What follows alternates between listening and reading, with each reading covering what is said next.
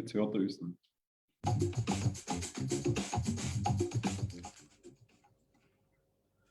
Hello and welcome. Good evening, one and all. Welcome to another quite special Light 'em Up live show and another special guest that we have here with us tonight. I'm beyond happy and honored to welcome Mr. Heinrich Villiger with us here at the lounge. Mr. Villiger, many thanks for taking the time, doing us the honors, and joining us here tonight at the Light 'em Up lounge. Welcome. Very pleased to be assisted this interview. Thank you very much. Very pleased. Mr. Villiger, the Villiger company history begins as early as 1888. Earlier this year, the German subsidiary celebrated its 111th birthday. It's such a rich history and an exceptional accomplishment that also brings a lot of responsibility and ever-evolving hurdles with it. You now carry on the family legacy that has been built over the decades and the centuries, but would you consider so much heritage and tradition more of a blessing or more of a burden? Well, you know, I have been working now in this company for 70 years. I started when I was 28 years old, and then so I'm going to be 91 in a few months. And I think it's a fascinating industry, and it's good to, I think it's feel good to produce something people like and to make pleasure to the smoker. And that's our aim. We would like to make a good product to satisfy as many smokers as we can. And I think it's very fascinating. When you look at the family history, and you coordinated and you steered the Villiger ship for so many years, what were some of the quintessential learnings along the way for you? Well, I think the most if you make cigars, you should be, well, we work with a plant, we work with tobacco, and we believe in tobacco. I have always been fascinated from tobacco. And you know, today we have new products, liquids and so on, but I think for me, we stay to tobacco. We think we live from tobacco and we are going to stay in this tobacco business. And we are not very fond from alternatives products. And I'm always been, when I'm in a tobacco producing country, the first thing when I see a tobacco plantation, I stop with my car and go to the fields and have a look at this wonderful plant. What was that fascination for you in the first place when you speak about that wonderful plant? When did it first sort of attract your senses and capture all your attention? You know, when I started, we had well, very long time ago, we had also a cigarette factory. And I started to work on cigarette tobacco. That's, of course, quite something different. And I was working in the United States on the auction floors. I got acquainted with it. I learned to grade tobacco. I went to a grader school. And that were my first experiences. And later on, then I switched to cigar tobacco. Would you say that this was always clear to you that there's something magical about the cigar tobacco? Obviously, with premium cigars being a very different thing of the tobacco side than cigarettes or other products, but what was so special about that cigar element for you? Well, the cigar is 100% tobacco product, no paper, no, well, paper and filters. Filter, we make also small cigars, cigarillos with filter, but I prefer 100% tobacco product. The whole thing, no artificial flavors, tobacco as it's grown on the field and dried in the drying barns.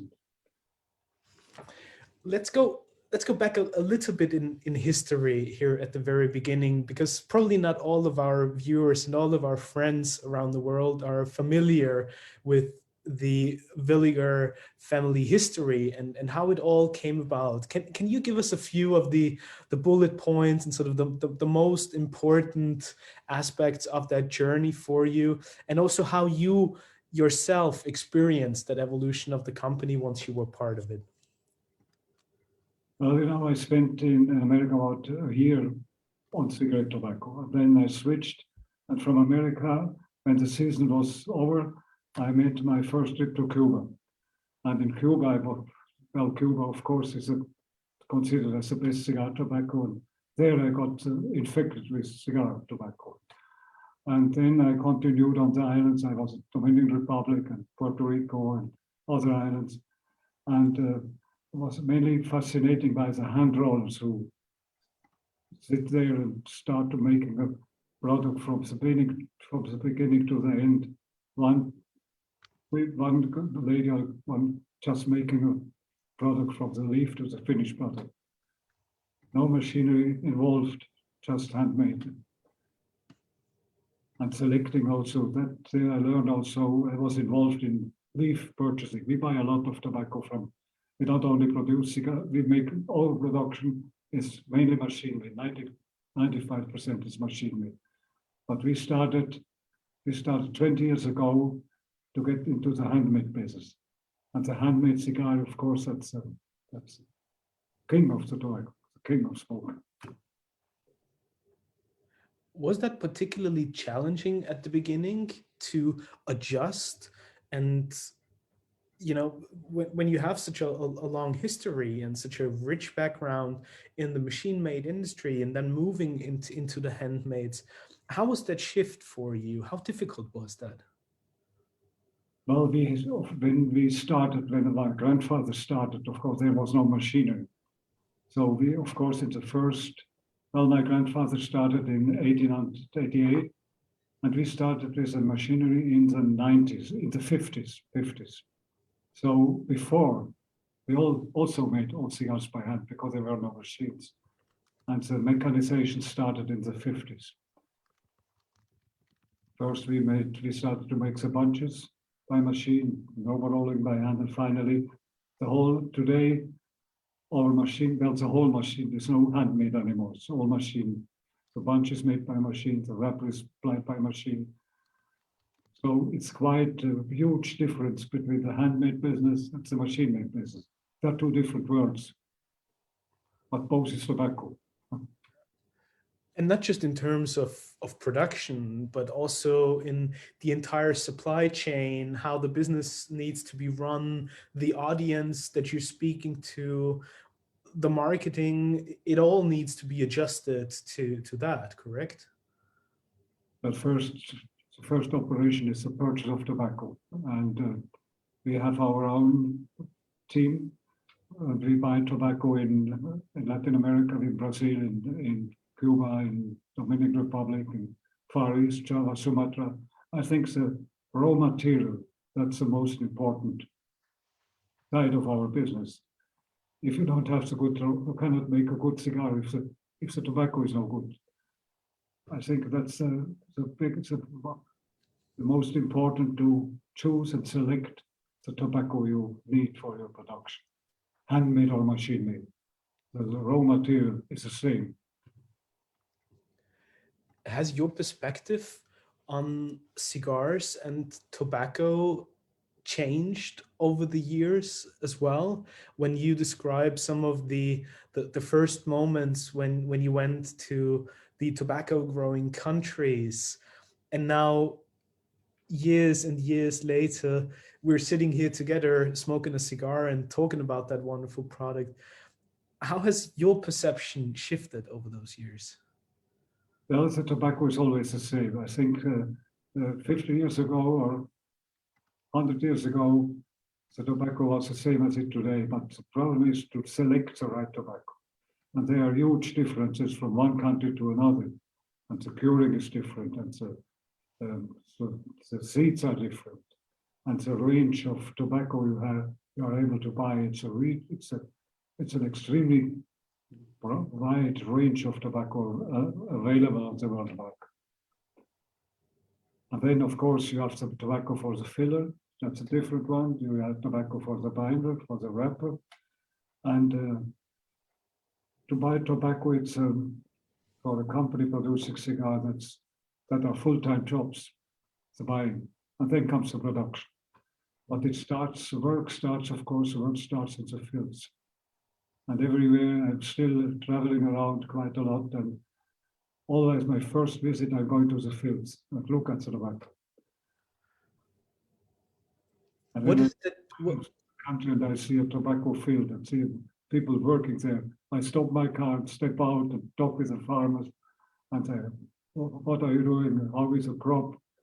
How do you get forward? How progressing with the curing? It's quite an art. What is it that you're looking for when you go there, when you step out of the car and you see the tobacco fields and the people working the fields? What are the unique characteristics and qualities that you're looking for that would tell you this is great tobacco that I would purchase for my cigars? Well, of course, if you evaluate, there are different steps. We have to look at the burning quality, how it burns. That's very important. If the tobacco is not burning, it's not a good quality. Tobacco must burn. And then the flavor, we light up the leaves, have it on our nose. And then we look at, that's a good quality. We make numbers, number 1, number 2, number 3, number 4. Of course, it's not all good tobacco. It's like if you have an apple tree, maybe 20% of them are good apples, but the next 20% are lower quality. So tobacco is not like tobacco. The art is to choose, to select the right tobacco. You want to, and the wrapper, I see you have a very light color. The cigar you smoke is a light wrapper. So that's the next step, to choose the right, good looking wrapper, good colors, smooth, and good taste. The taste, cannot see the taste is different. You have to smoke, to smell. You cannot only buy the tobacco with the eyes, you have really to try it. And we roll cigars. When we go to a barn, we take the leaves, we roll the tobacco, roll the cigar, and smoke it, and then that's the right one. This we cannot use, this is one okay. It's an interesting job. Time consuming, but I still, when I'm traveling around, that's my life. Before we start making cigars, that's the first step. And you must be fascinated from the otherwise you cannot make a good cigar if you're not fascinated from tobacco.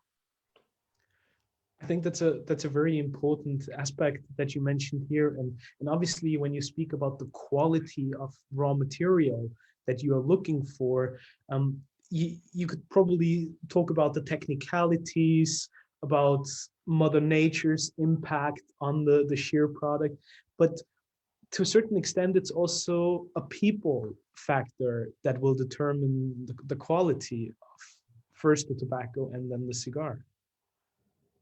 And of course, it's not all 100% first quality. We have cigars that are a little bit cheaper and medium priced and high priced. But of course, we market, it says, you know, the cigar costs from $1 to $30 a unit piece. So of course we select, this is for a low price cigar, this medium price cigar, this is a high price cigar. Of course, it's like anything it's like wine or liquor. You have, the quality is not identical. You have, it's a very wide range of qualities. You have to select the right one you need to look for. You briefly mentioned some of the steps of the company and how it has evolved over the years. But besides the company, what has also obviously changed are the times that we're living in. And the cigar industry went through many phases and through the ups and downs. Where do you currently see the state of the cigar industry in 2021? Well, at the time being now, the handmade cigars worldwide growing, the handmade businesses. I wouldn't have, well, 10 years ago, I wouldn't have believed that the handmade business is going to expand in this as it did in the last years. And not only in 1 or 2 countries worldwide. You know, in America, the figures are very, last year, it's a new record in handmade cigars. And well, there are different words. We have the handmade and the machine made. The machine made is a very different word. That's a mass market business. Of course, we would like to, well, as manufacturers, we would like to supply cigars to as much smokers. So if we have, it's a big volume, of course, as a machine made, small sizes. That's a volume market. And we have, last year, we produced about 1.5 billion of small sizes. But the handmade, that's a different world. And where do you think that world is right now when you think about that premium segment? I mean, we see it in many different industries. People are probably consuming a bit less, but it's about the quality, and they want to go to pleasurable experiences and enjoy products, maybe less of them, but better. Is that also something that you're experiencing? Yes, I think the better quality is growing. It's not the mass market is, with the mass market, we are competing with cigarettes because same size, same price, small products. But if smokers who really appreciate the quality, it's a handmade cigar. That's the maximum of quality you can have when you are smoking cigars. So we are working, we have two segments of we have the machine made, we have the handmade. The machine made is right now more or less stable worldwide. It's not growing, but it's not decreasing. But the handmade is increasing. What were the first steps that you took in the handmade business? What were your first ventures into the premium cigar space? Well, that's when I was traveling around to purchase tobacco, of course, there, for in the Caribbean countries and in Latin America and Brazil and in Dominican Republic, Nicaragua, there I was really acquainted with the handmade cigar. And you need also the tobacco from these countries to make a good handmade cigar. But this is word, and I got into it being there on my travels, visiting those countries. Otherwise, I wouldn't have experienced all this.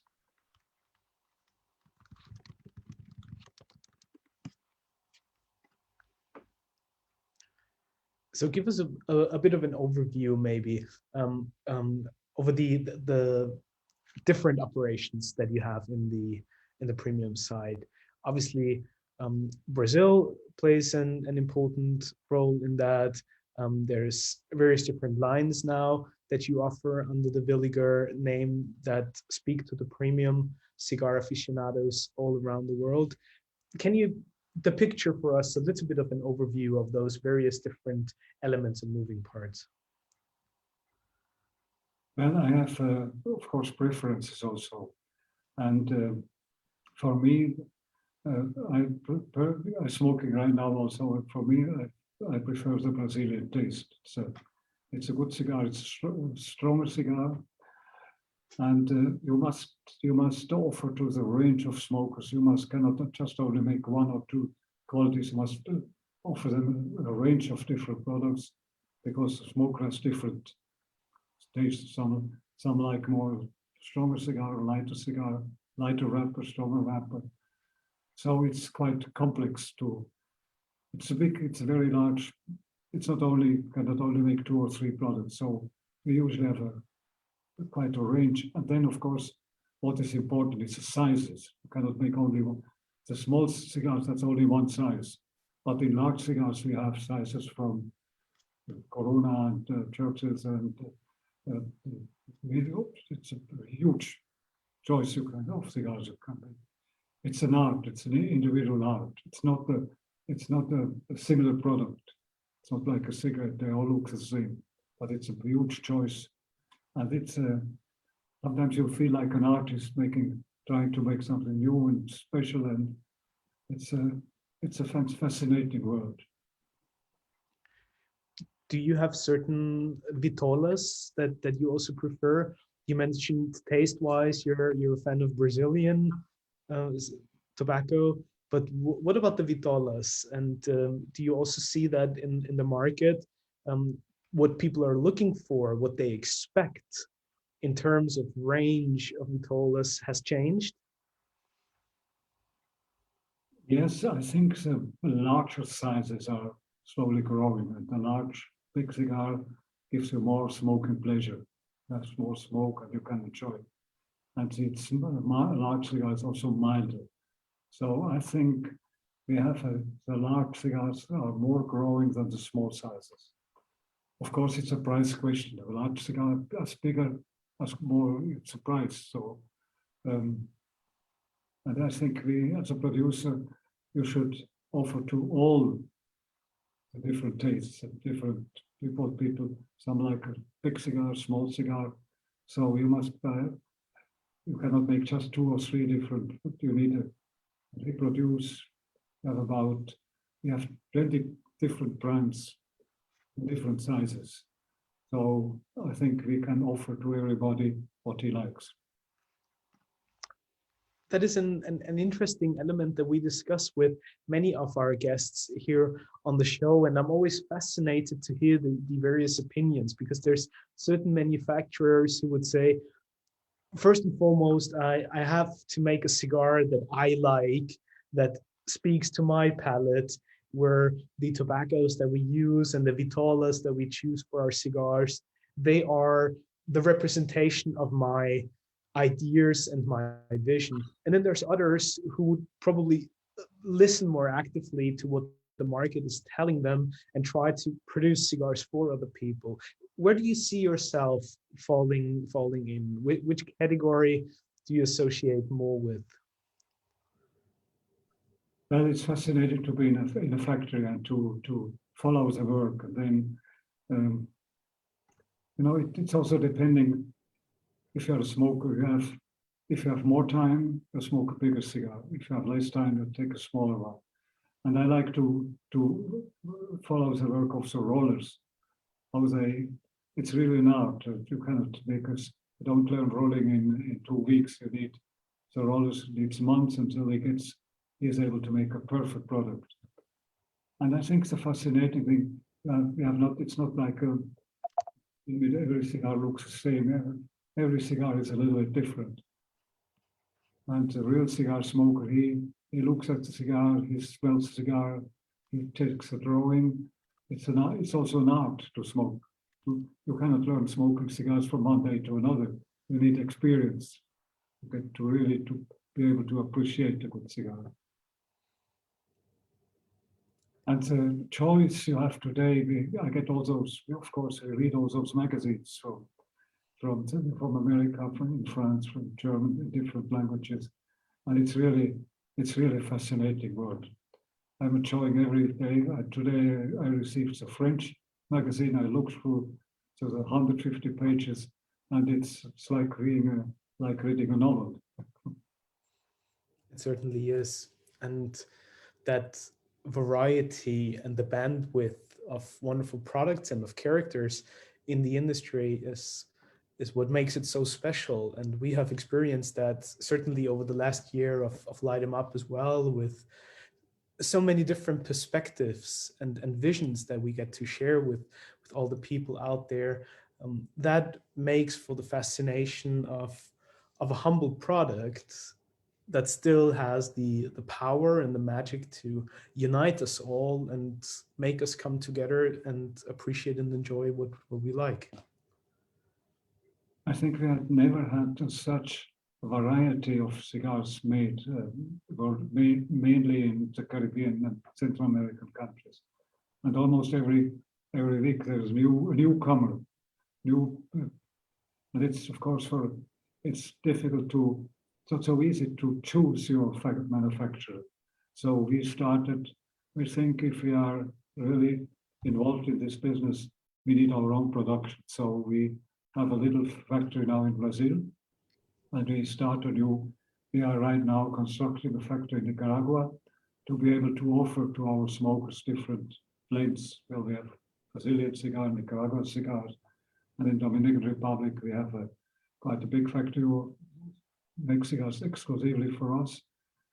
So I think, and we think we can, it's a, as I said, a growing business, and there is also enough room for newcomers who also, of course, like to build up their business. And I think we respect all those newcomers who start in this business as newcomers, and they also make good cigars. When you look for a factory that you want to partner up with, or when you actually start your own factory, how do you go about that? What does that process look like, or what are the qualities that you're looking for in the people that you're partnering up with in order to then produce a stellar product? Well, if you start making cigars, you need tobacco. That's the main thing. So we think, we try, well, we started in Brazil as an own factory, we started in Nicaragua, and we have in Dominican Republic a big supplier. He makes only cigars for us. And I think it's a good start. We started with handmade business 20 years ago. And so I think we had enough experience in this type of production. And you need, of course, it's not a one-man business. You need the buyers, you need the producers. Not so easy to make good cigars. Choose the right tobacco, store the cigar, age cigars. It's not a one-day business. So would you say that you're mostly looking for people who can make sure that they have enough raw material at hand and that they have enough supply, or do you also look for some personal qualities like the reliability, the gratitude that the people show, or some of those softer skills, if you will, besides just the technicalities of the tobacco and the production of cigars? It's a time-consuming business. The tobacco, when you put it in the similia, seed in the ground, it takes 1 year until the tobacco is ready to produce. We have to work on long schedules. So leave the tobacco 1 year until you can produce it, and it has been fermented, it has to be graded. There are very long cycles.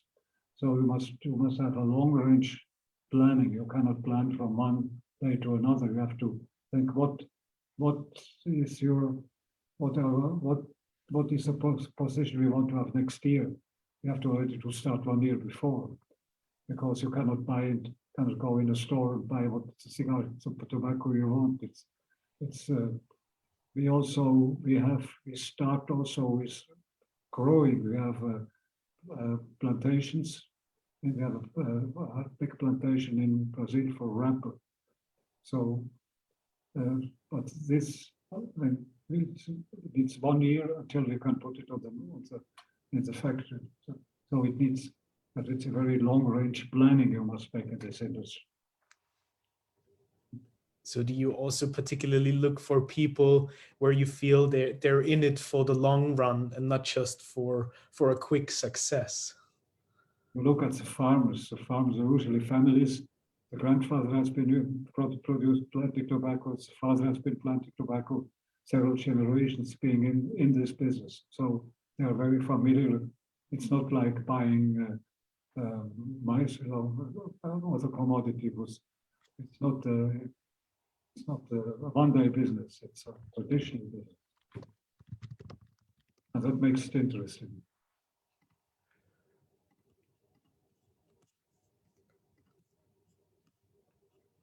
It's not an easy job, I think if you have I always say you have every day a new problem you have to solve. It's not like producing candy or chocolate. It's more complicated. Has that been part of the fascination for you, that it's not an easy task at hand, but a challenge every single day? It's a challenge. You really must. Well, it's my life. I have nothing else. I have no other hobbies as well. Sort of since 70 years, I'm every day They say every day a new problem, but that's our job to solve the problems.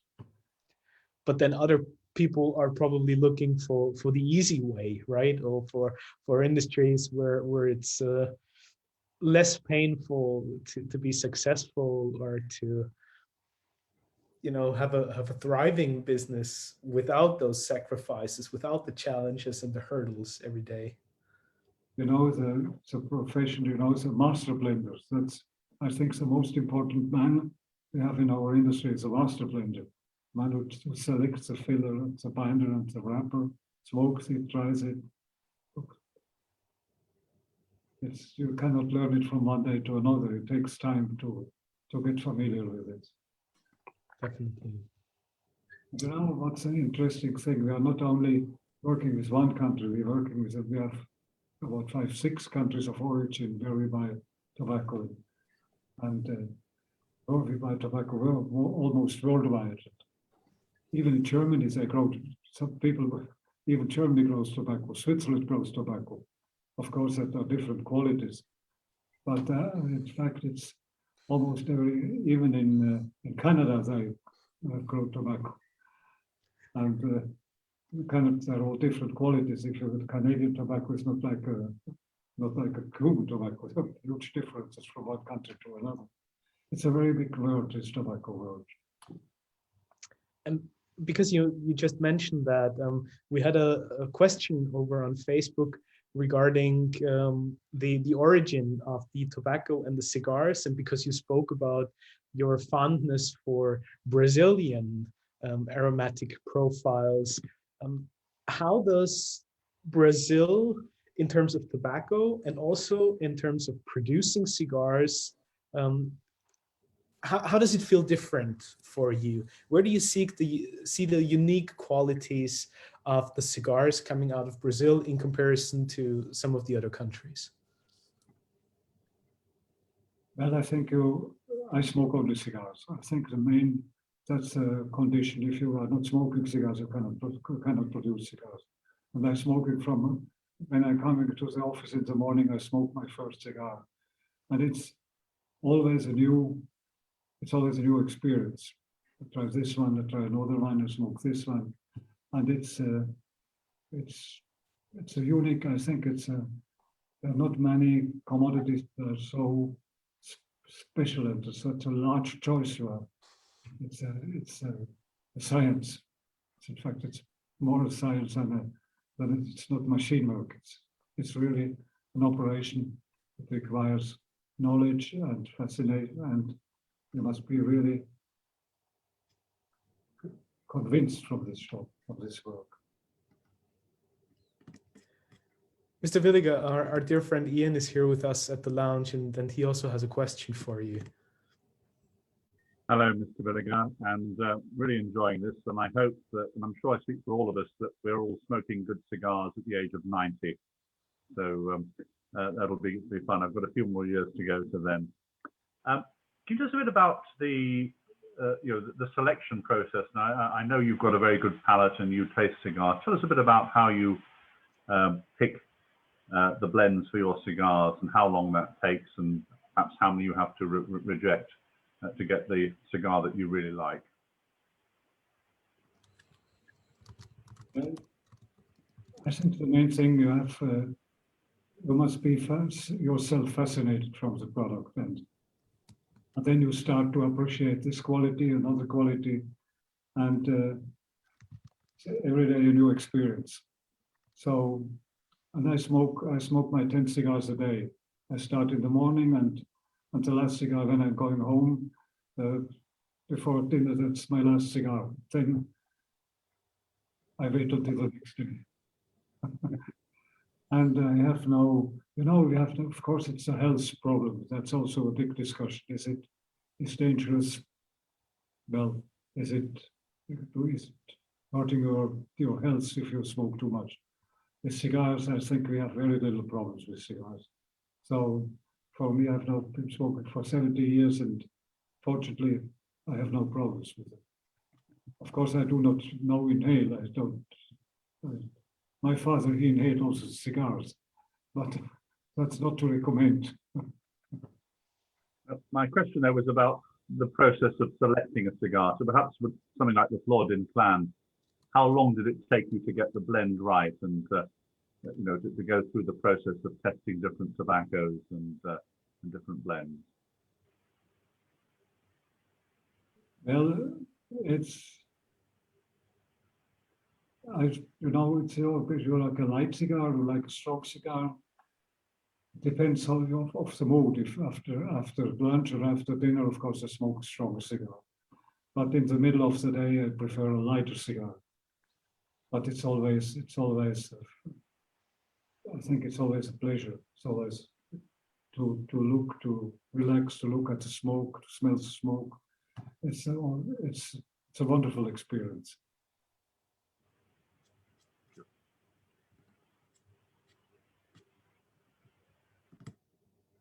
Ian, thank you for your question. And Mr. Villiger, I would love to send you a brief little message from my dear friend Jeremiah Meerapfel, who joined us for a moment, and he sends his love and respect to an old family friend, and that he is very happy to see you and sends his very best regards. So the blessings and all the best wishes from the Meerapfel family to you. Thank you, thank you. Well, I know the family Meerapfel for many years. I didn't meet them for so long, but I remember they had also an important position in this business, and they were. Well, I remember they started making wrappers, the wrapper business in Africa, in Cameroon. In Cameroon. But I visited these countries also many years ago, and they were really growing, and they're making plenty good tobacco. They had good crops. That was also an old tobacco family, the Meerapfel. Would you say that at the end of the day, the premium cigar industry is and has to be a family industry? I think the industry will be growing in the next years. Well, once it will not growing until it's a certain once you reach the top. But so I think it's also a question of welfare. You know, people. It's not a cheap pleasure. You need a cigar. It's not cheap. It's quite an expensive habit, smoking cigars. If you pay for a cigar $20 or $15, it's not nothing you can just few puff and then you throw it away. It's really, it needs knowledge, and of course it needs also, it's not cheap. And obviously it's also not cheap to enter the industry for those who wish to start anew and probably want to establish their own company. I mean, it's challenging to get into the industry. It's an industry employs thousands of people who live from cigar making, from this industry. So, and there are so many people in the world who have mainly in those countries have no job. So I think our industry, we can employ a lot of people, other industries cannot. So we can help to those countries to increase the welfare and people to make money to have a better life. We have another dear friend and another legend and icon of the industry with us here tonight, Mr. Villiger, and he would also like to send you his regards and would like to speak up. Jose, my dear friend, welcome. Thank you so much for Reinhard, Mr. Villiger, it's always a pleasure. I haven't seen you in a couple of years, but you and I shared a very good friend in Cuba, El Señor Juan Díaz Tenorio, which every time I would go there would speak so highly of you. And as you know, he passed away a couple of years ago. How was your relationship with Juanito, that to me, I know was a great friend of yours? What was his name? Juan Díaz Tenorio, who was the director of Cuba Tobacco. Very good. Thank you. Yes, very nice. I bought a lot of tobacco with him together, and I have a very good memory of him. Yes, yes. Well, many times together in Cuba and going to the farms and selecting tobacco. But I remember very well him. He showed me a lot of photos of you and him on the curing barns and the fields and the Cuba tobacco and all that. And then another great friend of mine, which I've known for 25 years, is your head of sales in the United States, El Señor René Castañeda. Yes, he does. He's doing a very good job for us. Yes, yes. I haven't seen him for quite some time, but he's a Colombian. Oh yeah. And he does a very good job for us. He's a very nice man. And hopefully he's here listening also. It's good to know you still smoke 10 cigars a day. I've been smoking only for 55, but I pray to God that I could reach at your age and still keep smoking, and wishing you and your family all the best. God bless you. Thank you. Thank you. Myself also. If I hope he's seeing us, so I wish him also all the best. Yes, 2 daughters studying in Italy. So when he goes to Italy, he usually comes by and visits us. But he's also a cigar man. Good night. Jose, many thanks. Always a pleasure to see you on the show. Always an honor. It's a pleasure always to be on the show. Thank you. And I'm glad that we have so many wonderful friends and icons tuning in. Mr. Villiger, also Philip Schuster sends his regards. He was just watching over on Facebook, and he sends his very best wishes and his regards to you as well. Thank you. Same to him. Thank you. And so does the entire community and the entire Light 'em Up family. So it's a pleasure to welcome you all. Speaking of successful companies and successful stories, Mr. Villiger, what would you say separates companies like Villiger that have such a long-standing track record and such a long success story?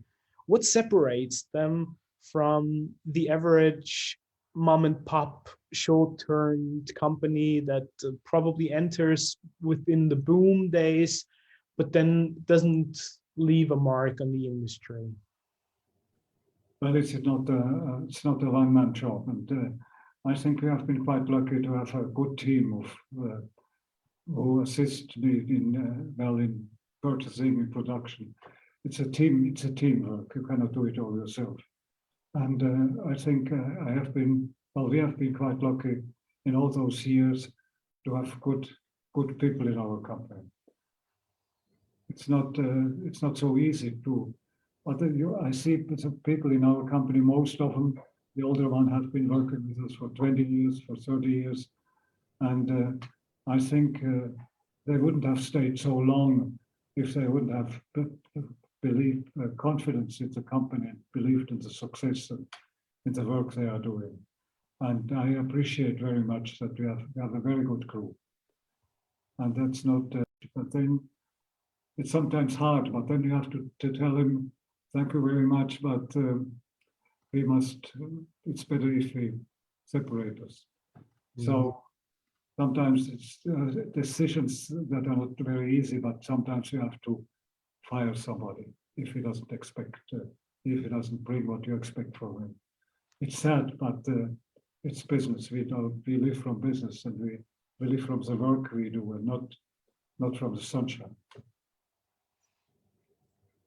But then after so many years, do you see that in somebody's eyes when you do a job interview, or do you still interview certain people when you have them joining the company, or is your staff taking care of that?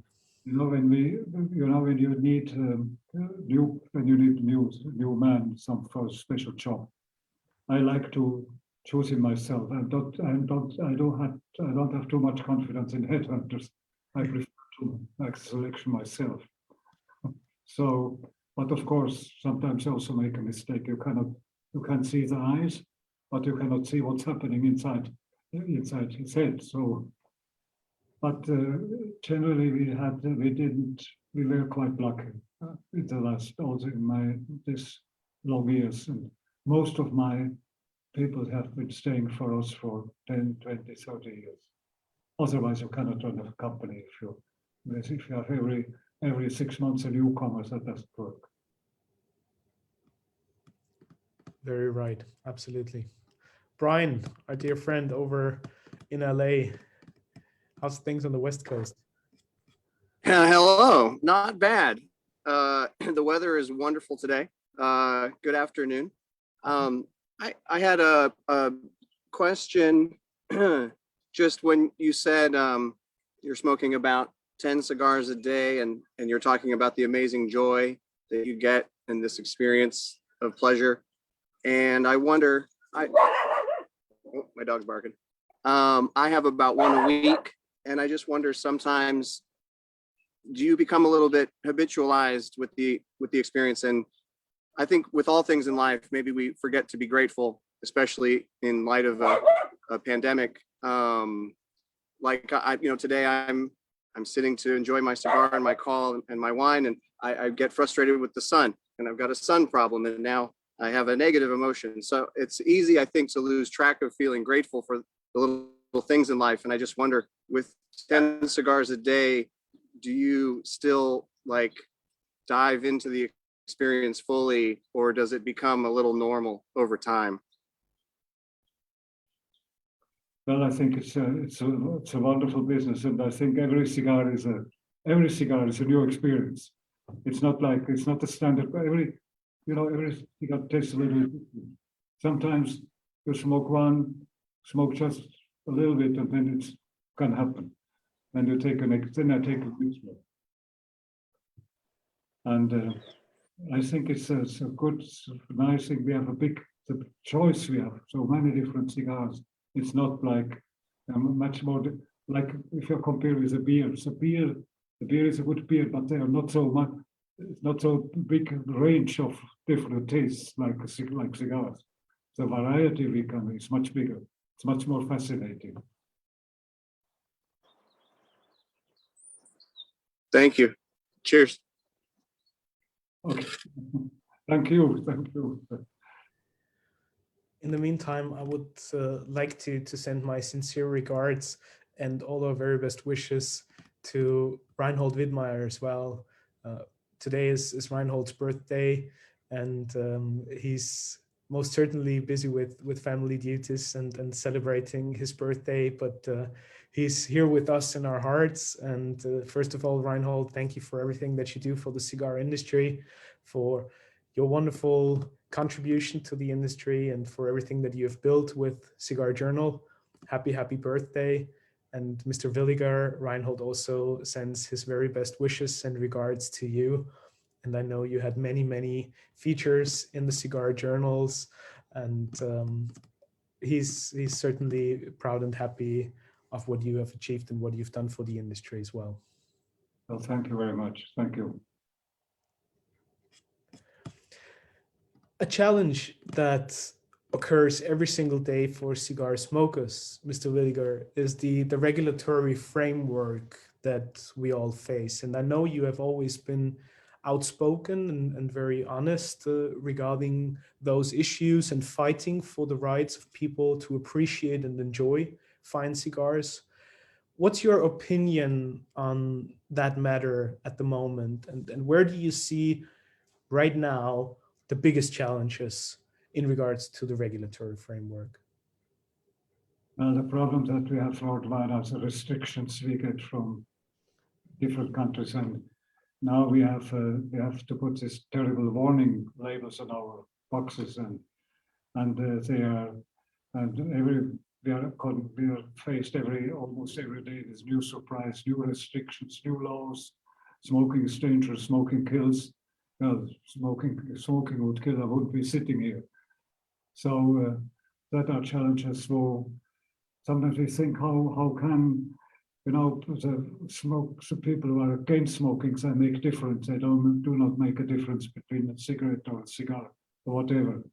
And I think it must our job to convince people there are different ways of smoking. Some, well, we have products that are not harmful to other ones, but people of this World Health Organization they want to eliminate tobacco from our world. Tobacco is a very bad seed, a very bad plant. Tobacco should start attacking our raw material. But worldwide, I think there are 30 million tobacco farmers worldwide. They live from this product. And I'm very much always, we are mainly from the WHO, continuous fight for last 50 years, fighting against tobacco. And the cigar does not deserve this. We have a good convenience, we are not making a harmful product. I think it's a good product. It doesn't harm people. So that's part of our business that is disappointing. But other people have other problems. So we have to live with it. We try to, of course, to do our best and to convince the smokers that the cigar is not a bad product. It doesn't harm your health. Do you think we need to be more active and more closely connected and united in the fight for our right? We try, of course, on political level to convince also the politicians. There are people who don't know our business. They are not cigar smokers. They just say smoking is bad and smoking should be eliminated. You have the smoking bans in restaurants and in public places, even in parks, you shouldn't be allowed to smoke anymore. And it makes the people that they make no difference between a cigarette or a liquid or a cigar. It's put all in the same basket. And that's, of course, the work we have to do to convince people that our product is a good product. And I'm convinced it's a good product we make. Really for relaxing and sitting and enjoy, look at smoke going up and not inhale. That's a problem. The cigar is not inhaled. We smoke. We don't put it in our lungs. So there is a problem.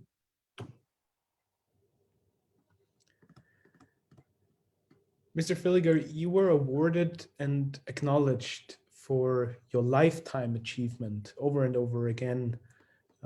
One particular of these awards obviously being the Cigar Journal Trophy Award for the lifetime achievement. How would you yourself interpret your lifetime achievement and what you have brought to the industry? Well, it was not, I never had a feeling that I must do things. I think I was really convinced that what I'm doing in my work is a good work. I had not to be convinced that my father said that you must do this or you should do this or you do something wrong. It's I'm always been enthusiastic about this product. And there are two words, we have the machine made and we have the handmade. The machine made is also quite an interesting business and we also try, when we select our tobacco for the machine made, we also look for the best tobacco we can buy, but also in machine made, we have quality differences. And we live, of course, we have a big company, but our main business is, of course, a machine made business. That are 1.5 billion units we produce a year, and we are also responsible that we make a good product. We do not want to disappoint the smokers. And also a little machine made cigar in between. Well, I smoke big ones, I smoke large cigars, but I also sometimes I smoke also my own little cigars in between for a change. That's like the wine you drink. You can drink a very nice, good, but red wine. But I also like to drink a light white wine both. So that's the good side of our business. really a very large choice of products. We try to make cigars for everybody, for all the tastes. Do you usually like to pair your cigar with a good glass of wine, or is it much rather the pure experience of the tobacco and of the cigar that you appreciate? Well, I like a good wine, but well, cigars I like the heavier ones, but the wine I like a light wine, a good cured light. We have good very Swiss. I live in Switzerland, and we have very good wines also in Switzerland. We are not the famous wine country. Switzerland is famous for cheese and for machinery, but not for wine. But we have also good wines, and we also can make good. We are not the cigar country. We are not the cigar country like Cuba or Dominican Republic or Nicaragua. We are not the cigar country, but I think we still can make good cigars also.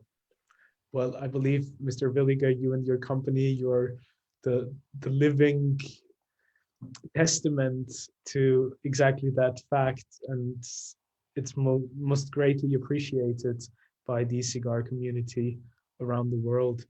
And it is such a pleasure and honor for us to sit down together with you and learn from your vast experience and to hear those inspiring stories of a man that has lived for tobacco and for cigars his entire life. So it's an absolute pleasure and honor for us. And we most certainly want to be respectful of your time as well. Before we wrap things up, though, I would like to let all of you know that on Monday, we will have our second episode of this year's virtual Puro Sabor. So please join us this Monday with Juan Ignacio Martinez from Joya de Nicaragua for the second Puro Sabor show. And then coming Wednesday, we have another very special guest with Mr. Jonathan Drew from Drew Estates joining us next Wednesday. So please stay tuned. Visit lightemupworld.com for all the upcoming invitations and information, and sign up for the newsletter there. And we're very much looking forward to seeing you again next week.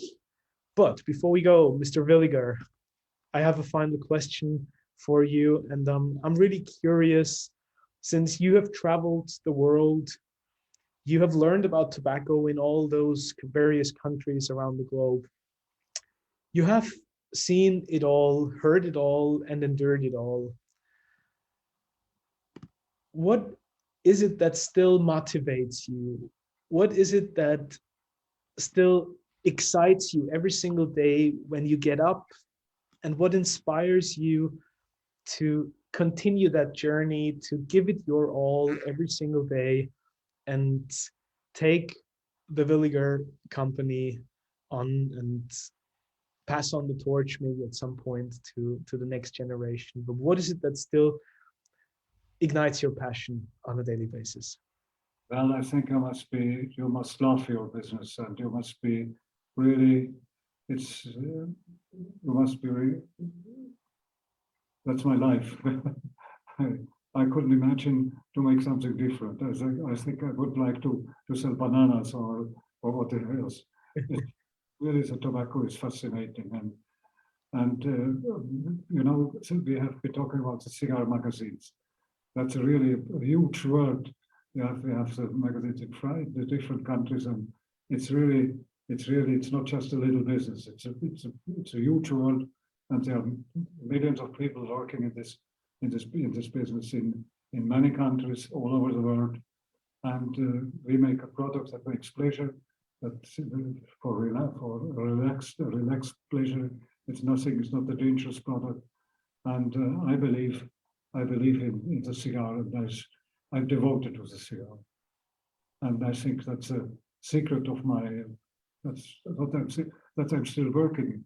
You know, other people get retired when they are 65, and I have been working 30 years longer, and I'm still fascinated of my job.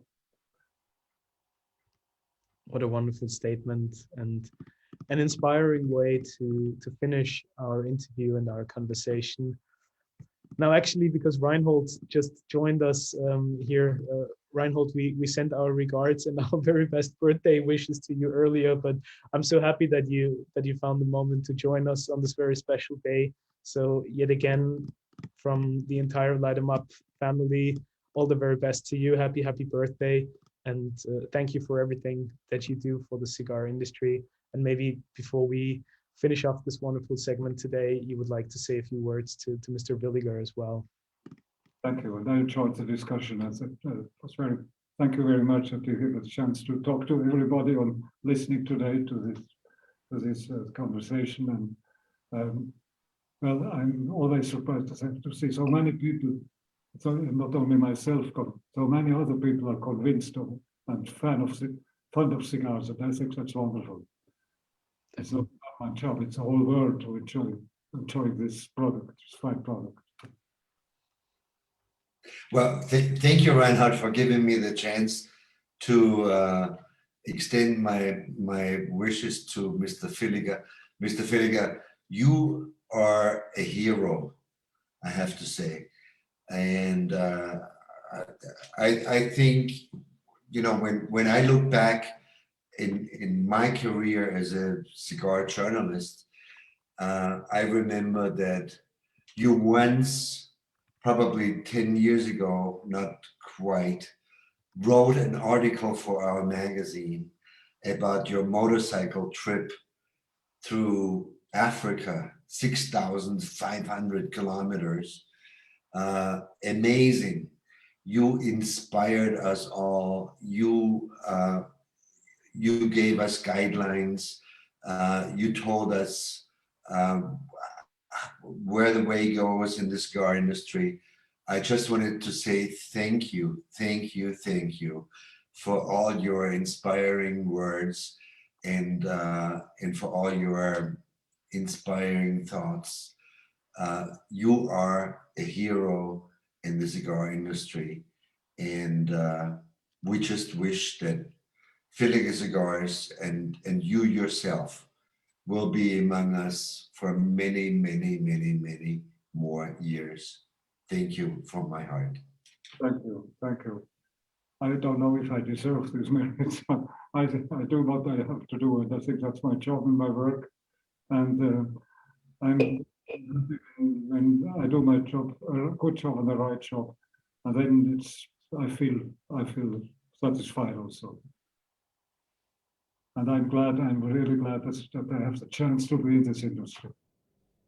I think it's a wonderful industry, and not everybody, I know many people, they are very happy when they can stop working, but I'm glad if I have a new jobs, new problems to solve. That makes me feel good to solve the problems and to serve our customers, to make them happy with our product.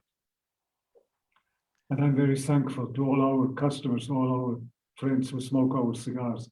I would like also to tell them everybody, that we are very thankful that they choose our product, smoke our cigars. What a wonderful statement. Reinhold, many thanks for joining us on this special day. And again, all the very best to you. Thank you for your comment. Mr. Villiger, many, many thanks for everything that you shared with us here tonight. All the very best to you. Be safe, be healthy and well. And I'm really looking forward to catching up again with you and hopefully enjoying the pleasure of sharing a cigar with you in person one day. So many thanks for being with us. Everybody, thank you.